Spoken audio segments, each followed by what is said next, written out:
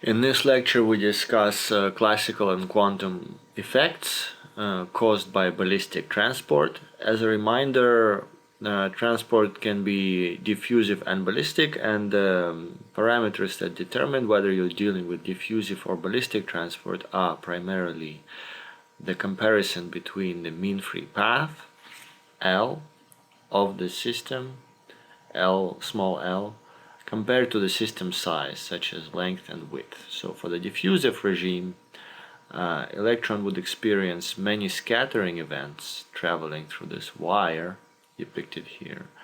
And in a ballistic regime, the trajectories are strictly specular as the electron crosses the wire. The quasi-ballistic regime is something in between. I'm grateful to Leo Kouwenhoven from Delft University for providing the original slides on conductance quantization. And I also want to point out that the lecture closely follows material described in this review by Van Houten and Beenakker on quantum point contacts and coherent electron focusing that you can download from arXiv. And also this material is covered in the textbooks. Just to get us all on the same page, we start by reviewing the classical diffusive transport, which is well described by the Drude model. In the Drude model, electrons travel at a very high instantaneous speed through a material, such as metal, conductor.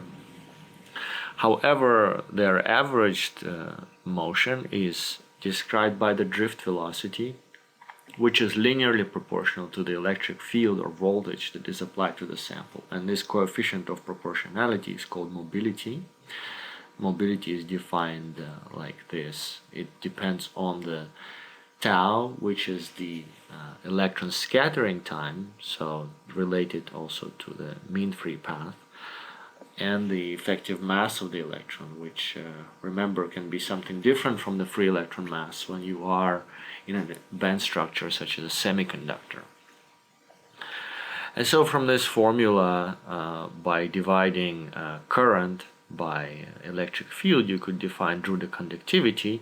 The current is nothing but the density of electrons times the electron charge times the drift velocity.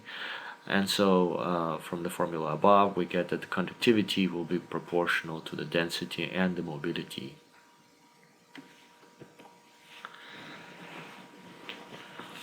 This is a useful way to look at the exact same expression, but using the particular example of density for a two-dimensional electron system that we encounter very often in this course. The density in 2D is proportional to the square of the Fermi momentum, with a coefficient G standing for spin or valley degeneracy, whatever your material may have. And then the mean free path would be a Fermi velocity times the scattering time.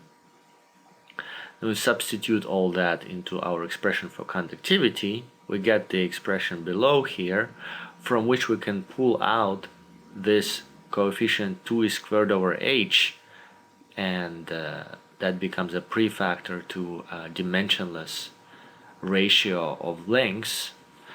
Now the lengths are the mean free path once again, and this d is a sort of a distance between the electrons inside the material. So kind of a wavelength of an electron, a Fermi wavelength. And so this is very nice because this formula contains this very important quantity, the conductance quantum, and it shows that if this quantity will play an important role if this ratio is getting anywhere close to 1 or more, so in a very ballistic regime. The same expressions can be obtained from the diffusive point of view, described by the Einstein relation. In this approach, we view electron transport as a diffusion of electrons from a region of higher density or a higher chemical potential to the region of lower density. And the chemical potential difference can be created by the voltage applied to the sample, and so these extra electrons here will try to occupy these empty spaces on the right. In this approach, the important quantity that describes transport is the density of electrons in this window of chemical potential difference between EF1 and EF2. So the density of states for the 2D case, it's a constant, described like that. So if we substitute that into the conductivity, we can just simply rewrite the previous expression, pulling out this density, and after very simple math we get that the conductivity in 2D is proportional to the density of states in 2D times the diffusion constant. And this expression can also be generalized for 2D, 1D, 3D. It has the same functional form.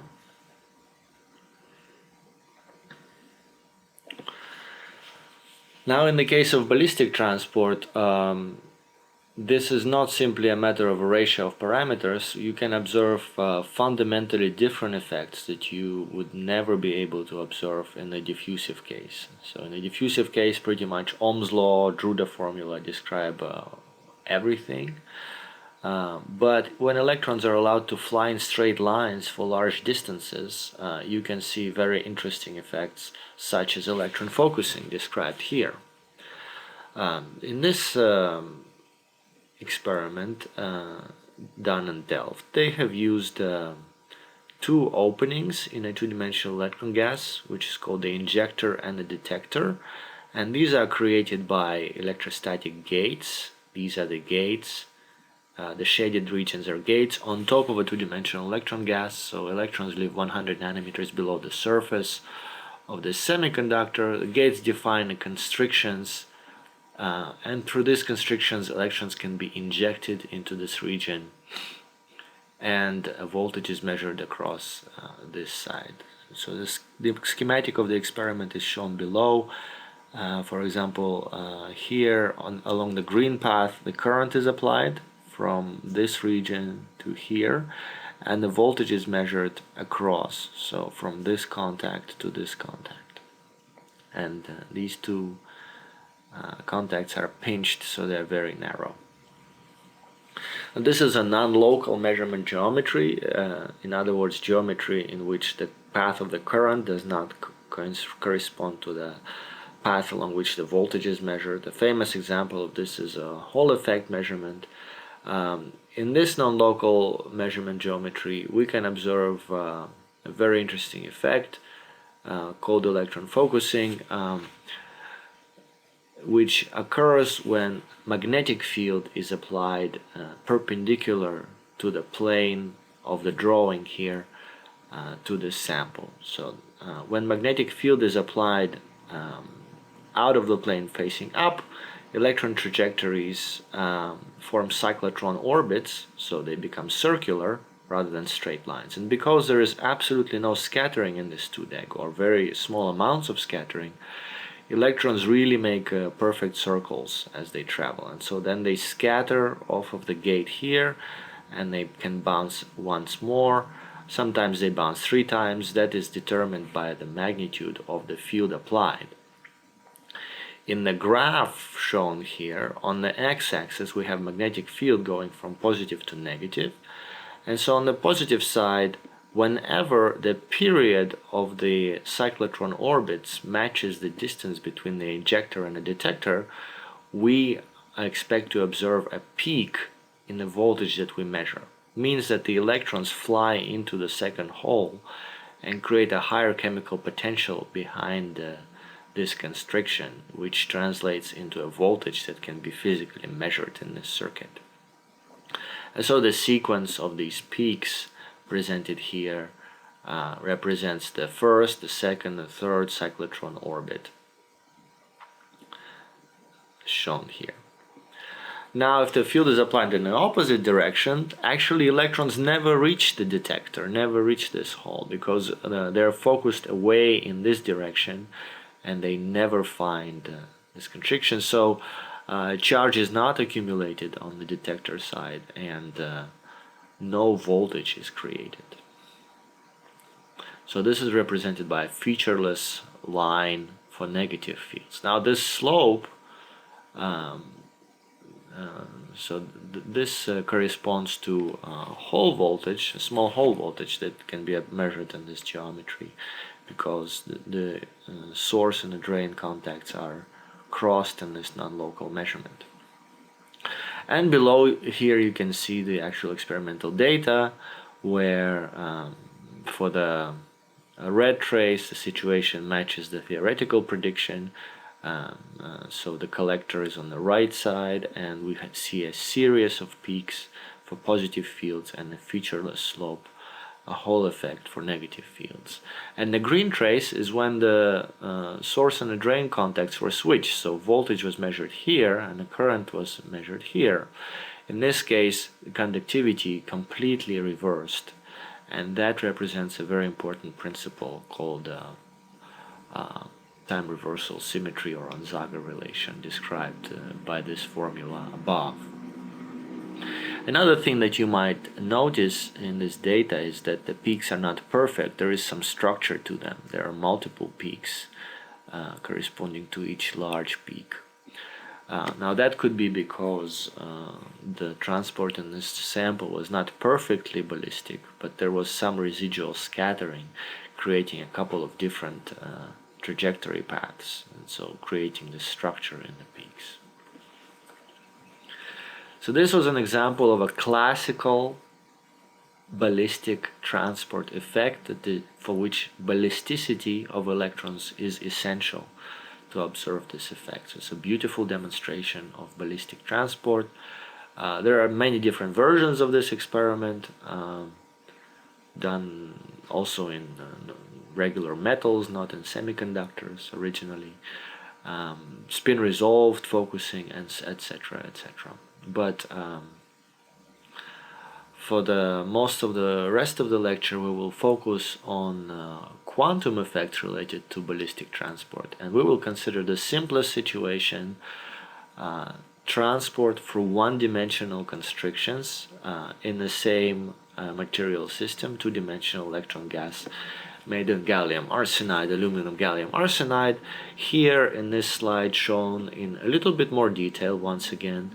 On the surface we have electrostatic gates in red, and down here below, this is where the two-dimensional electron gas is formed on the interface of gallium arsenide and aluminum gallium arsenide. However, when negative voltages are applied to these gates, two-dimensional electron gas is restricted only to this narrow gap between the gates, determined by the electric field profile lines as they penetrate down into the sample. So the view from the top, it can look something like this: a constriction in a bulk 2D sample to create a very narrow gap of order 200 to 300 nanometers, through which electrons can pass from the left to the right. Now it's very important to consider some of the numbers related to this material system. For example, for a density of few times 10 to the 15 in SI units, or 10 to the minus 10 to the 11 centimeters squared, the Fermi wavelength is actually not so small. It is tens of nanometers. For this particular value they calculate 42 nanometers, and this is comparable to the width of the constriction. So when the wavelength is comparable to the size of the object, we do expect to see quantum effects. The mobility in these samples is rather high. Two-dimensional electron gases are ballistic with mean free paths of tens of microns. So the mean free path here greatly exceeds the constriction size. So this is an example of a quantum ballistic device, one-dimensional constriction.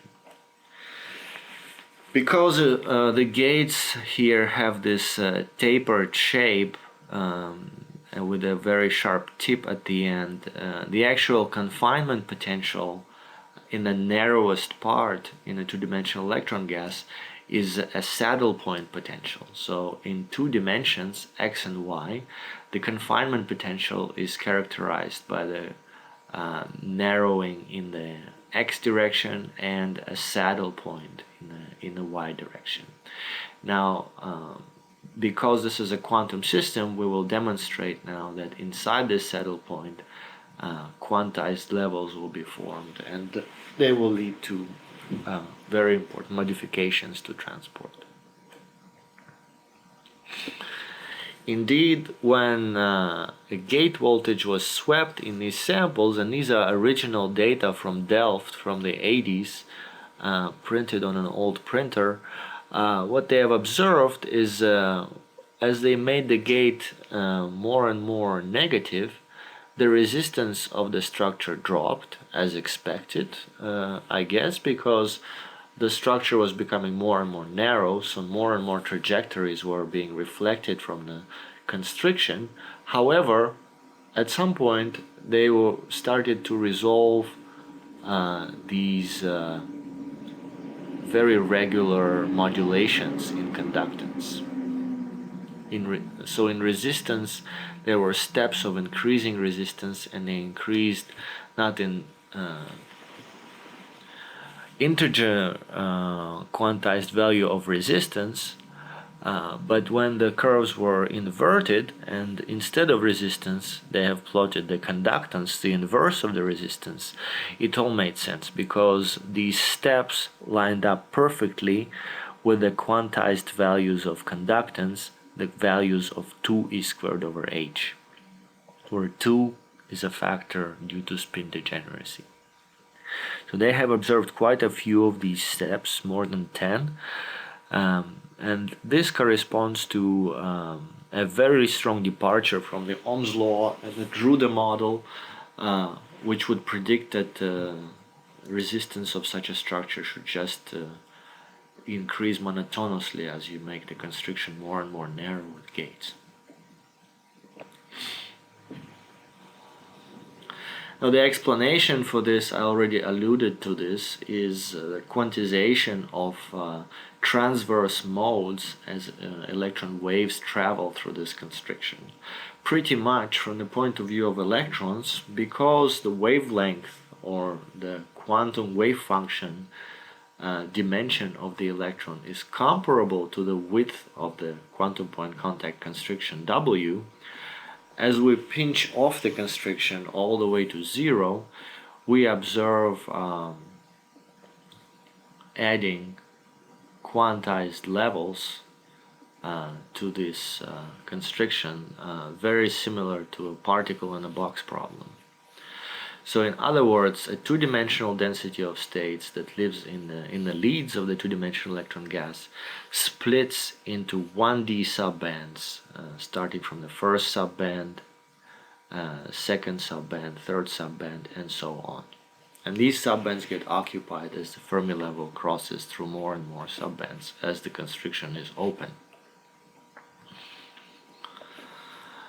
The proper treatment of this problem, because the confinement is a little bit smooth, is to solve a Schrödinger equation, very simple, in two dimensions, x and y, and to include the saddle point potential. In the x dimension, it is can be approximated by a parabolic potential, which would yield us the following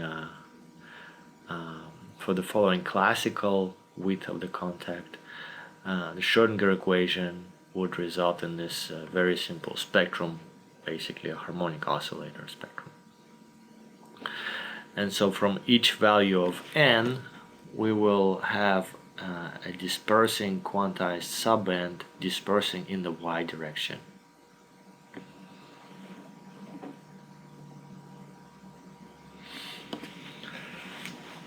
Now to derive conductance quantization, we need to calculate the current that goes through these one-dimensional subbands. For that purpose, we apply a small potential difference, mu1 to mu2, the left to the right of the sample along the y direction, and the current is nothing but, once again, the density of electrons times the charge times the velocity. So the density of electrons is the one-dimensional density, which is given by this expression. And turns out that the velocity of the electron is in one dimension is given by this quantity, while the density of states in one dimension given by this quantity, and the two quantities are inverse of each other. So the product of the density to velocity only for one-dimensional systems, when you multiply the density by velocity, you actually get a constant.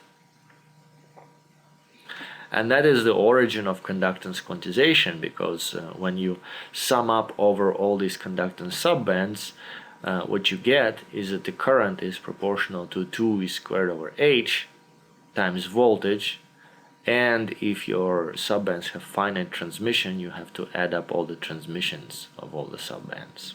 So the conductivity is then n times 2 e squared over h, where n is the number of occupied subbands. In the example here it's 2, and some finite transmission effects can be included, but for transmission of unity, for perfect transmission, conductance will just be given by n times 2 e squared over h.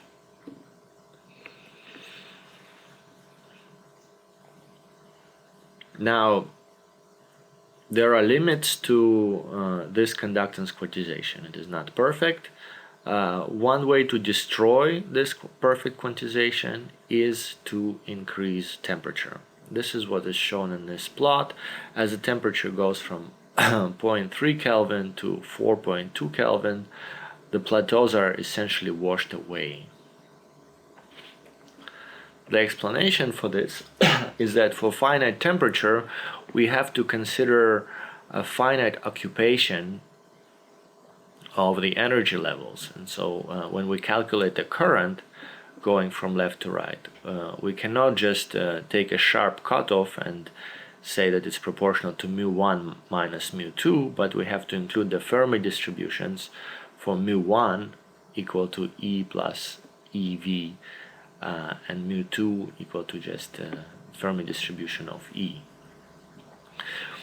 So in the end, current becomes proportional to the derivative of the Fermi energy of the Fermi distribution by energy, and the width of the derivative of the Fermi distribution is of order 3.5 kBt. So if you take a derivative of this function, you'll get a peak which is something like 3.5 kBt centered at the chemical potential.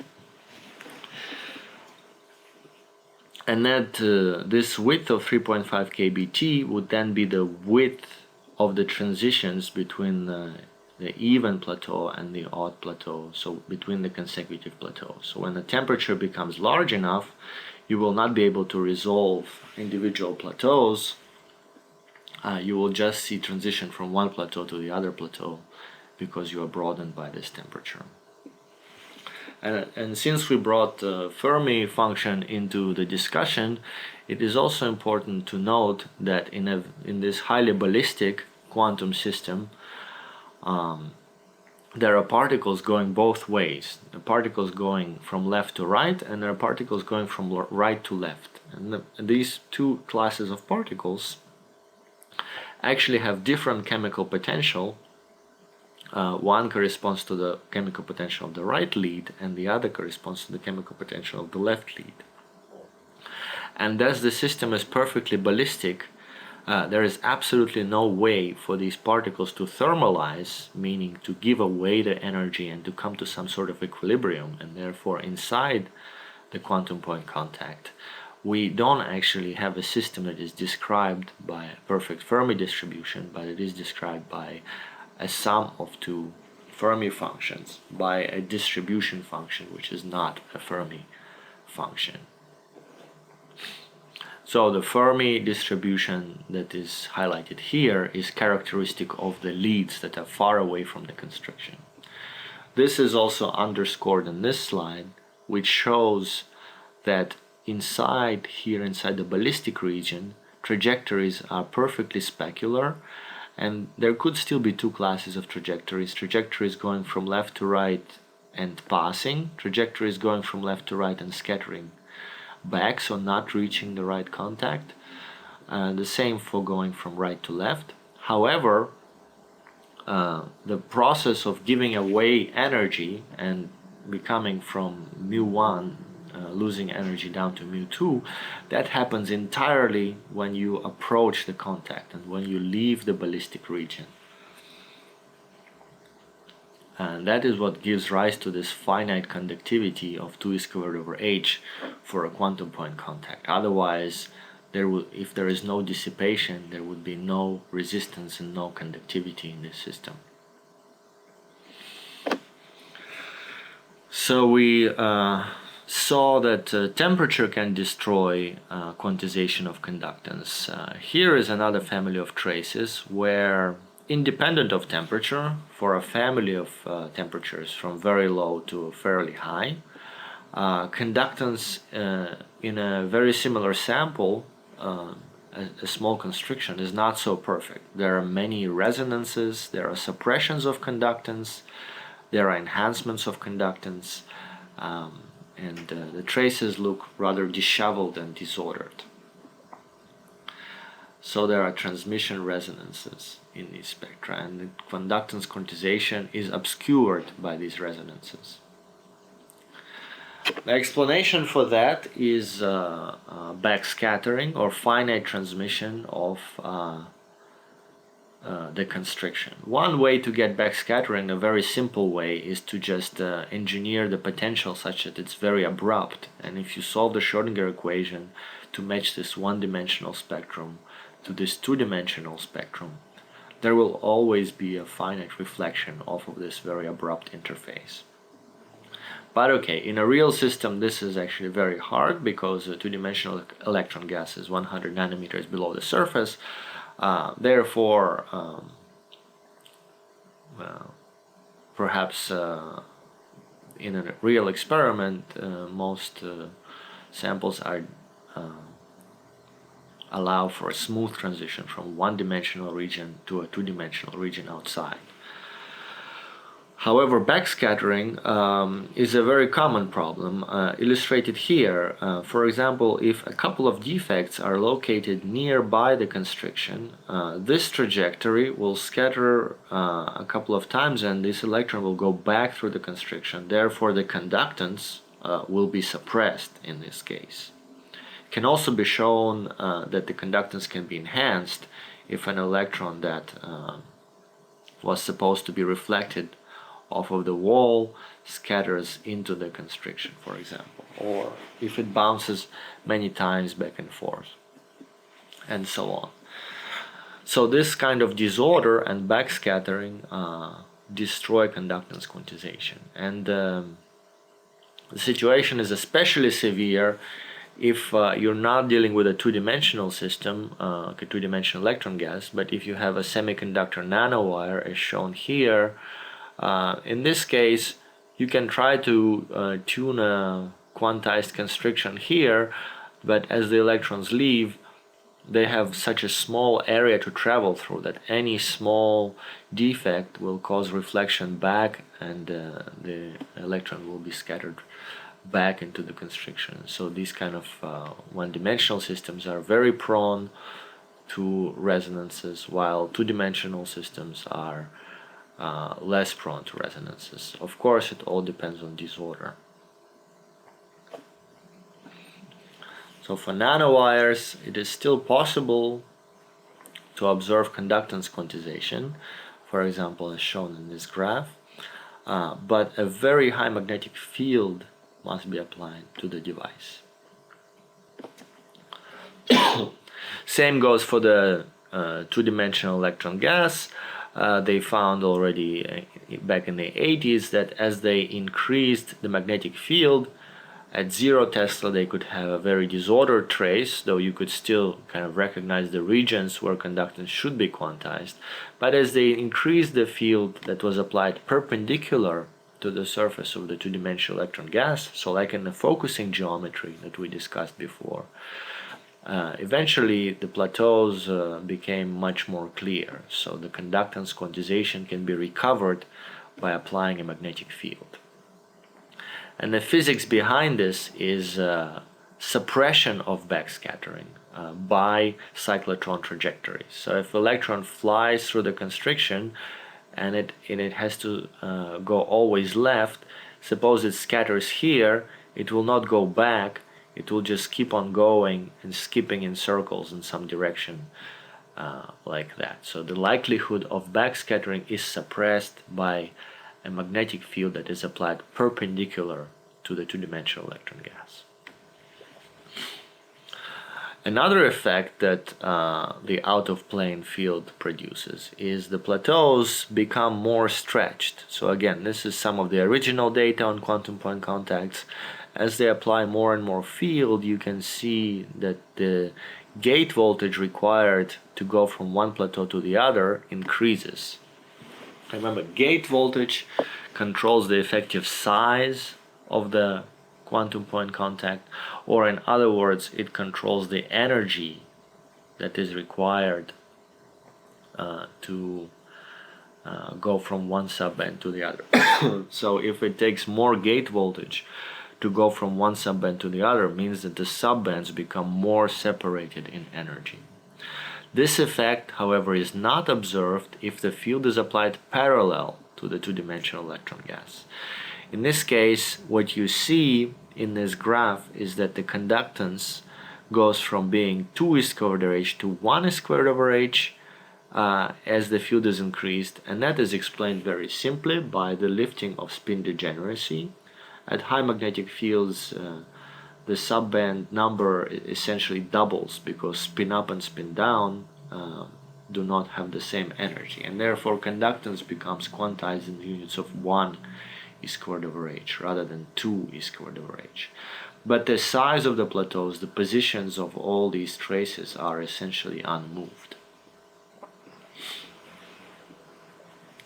So the effect of perpendicular magnetic field can be accounted for by adding another energy term to the Schrödinger equation, by adding a term that corresponds to the cyclotron frequency. So this magnetic field induced motion of electrons adds an energy scale to the harmonic oscillator and makes the energy levels spaced by a larger distance. And so eventually, if you keep increasing the magnetic field further and further, you can even cross over to the quantum Hall regime, where the plateaus turn into the edge states of a quantum Hall regime.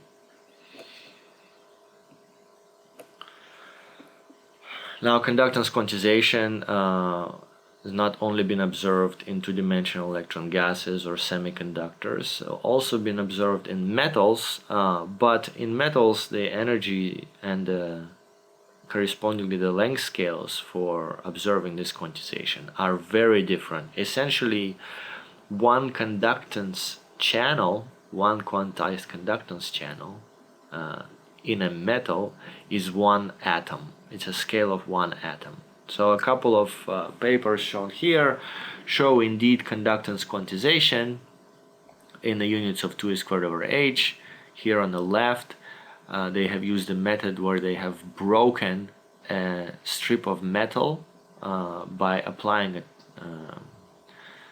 a strain to it, and they have observed in these kind of metallic quantum point contacts evidence for conductance quantization, but the constriction was so thin that it only constituted a few atoms in width. And the same findings were confirmed in this experiment and many other experiments since, where they crushed the tip of a scanning tunneling microscope into a surface of a metal, and then they pulled the tip out, and as they pulled it out far enough such that there is only maybe 1 or 2 or 3 atoms left in the constriction, they could see how the conductance becomes quantized, and as a function of time, as the atoms leave and rearrange, the conductance drops, and always in the units of the conductance quantum. So the reason for this is that the Fermi energy in metals is much higher, therefore the wavelength of electrons is much lower, of the order of 1 angstrom, of the order of 1 atom size. Therefore, to see conductance quantization, one has to go down to a few atoms in constriction width.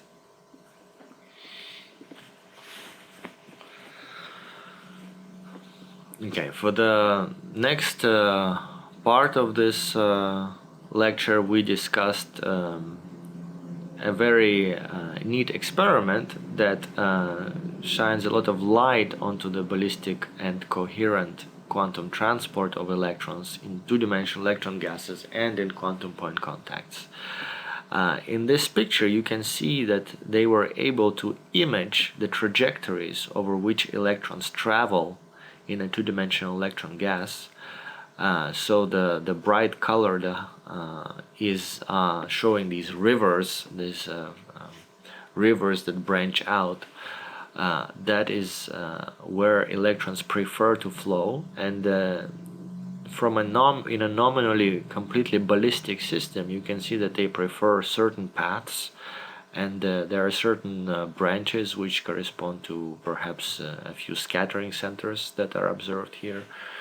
Another thing that you can see in this wonderful set of data is a set of interference fringes. And these interference fringes are quantum wave interferences of electrons with themselves. So these are coherent manifestations of the wave nature of electrons in this two-dimensional electron gas, and the period of the fringes corresponds to the Fermi wavelength in this sample. So the technique that was used to produce this beautiful image is called the scanning gate microscope, and it is based on backscattering, the effect that we just discussed. This is how it works. Next to a quantum point contact or a constriction, they place a very thin tip on the surface of the semiconductor. This tip is not a scanning tunneling tip or an atomic force tip. It is a tip which simply is biased to a certain voltage. So it applies a locally voltage to the two-dimensional electron gas. So it is like a gate, but a gate that you can move around, and hence the name scanning gate microscopy. So this moving gate, if you make the voltage very negative, it is like a moving defect, and when you move this defect around, if you hit a path of many electrons, you cause a lot of backscattering of these electrons, and in that case you see that the signal, the conductance that you measure, is suppressed, and where you measure is like a normal quantum point contact from this side to this side inside the two-dimensional electron gas. So you sit and measure conductance, and once you hit a region where a lot of electrons pass, they start to backscatter, and you get a reduced conductance, which is your signal. So here are some examples of this data for different gate voltages. A couple of things you can see in these plots. First of all, going from left to right, the voltage is becoming more and more negative, and hence the density of electrons in the two-dimensional electron gas is becoming fewer and fewer electrons.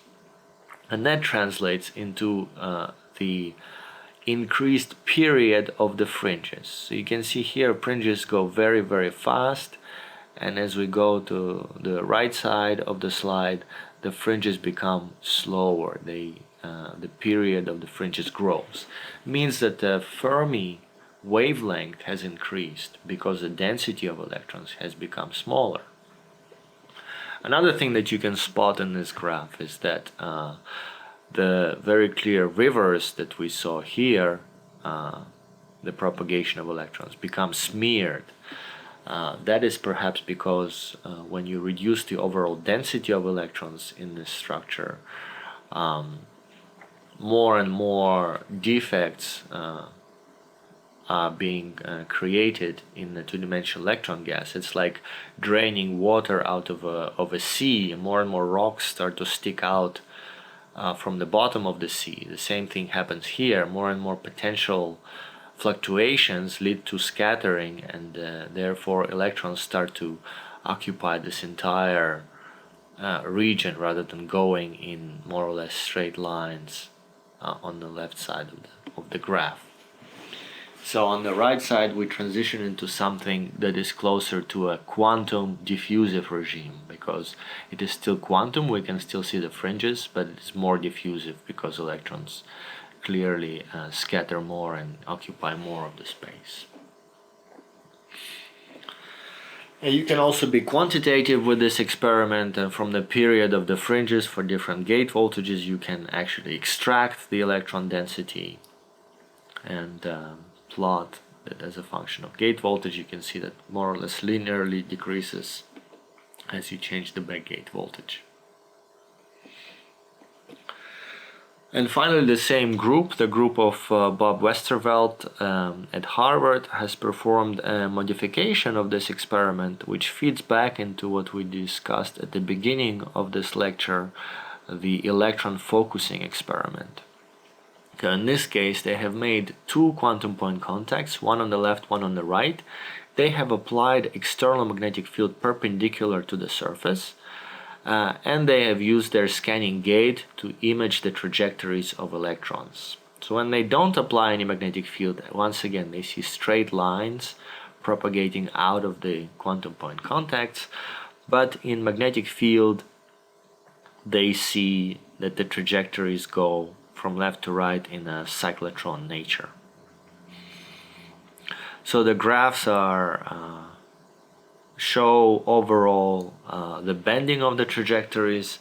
If you look in detail, they have quite a bit of structure, they're pretty messy, but maybe that mess explains some of the structure in the original experiments from the 80s. For example, these extra peaks that I mentioned at the beginning of the lecture could be related to a few different paths that electrons prefer to take as they travel. So this experiment on coherent imaging of coherent focusing and from quantum point contacts is a beautiful demonstration that summarizes the content of this lecture.